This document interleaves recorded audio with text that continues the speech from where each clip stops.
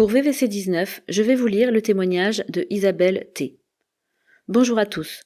Voici l'histoire de mon père qui a toujours été un roc pour moi, pour la famille. Il va avoir 82 ans dans quelques jours.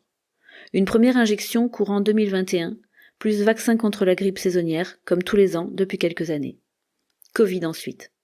Entre Noël 2021 et le jour de l'an 2022, il tombe souvent. Hospitalisation. Dans un service Covid.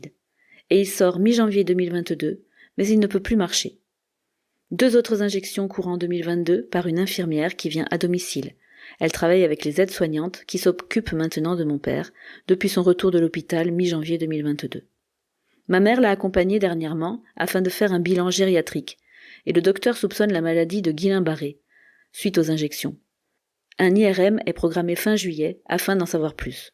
Mon père est dans son lit médicalisé depuis son retour et le voir ainsi fait mal, lui qui était partout et surtout quand il a été maire de son village. Ma mère ne reconnaît plus son mari. Comme vous pouvez le voir ici, on l'installe parfois dans un fauteuil coquille grâce à un lève-malade, mais il fatigue vite. Il a beaucoup maigri, il n'est plus que l'ombre de lui-même. Ma mère vient de perdre un cousin qui était également toujours en mouvement. Il avait aussi une petite vigne à tenir en état, âgé de 83 ans en mai. Il a aussi eu toutes les injections, mais suite à un AVC et paralysie d'un bras et d'une jambe, quelques semaines après, décès. Ce cousin laisse une femme malade, depuis 20 ans suite au suicide de leur unique enfant, leur fille Delphine. Ni cette cousine, ni ma mère, n'iront mettre une procédure en route pour des effets secondaires ou décès. Dommage. Mais quand le chagrin est là, nous savons tous que les procédures durent des années et ça coûte de l'argent, que les gens n'ont pas forcément.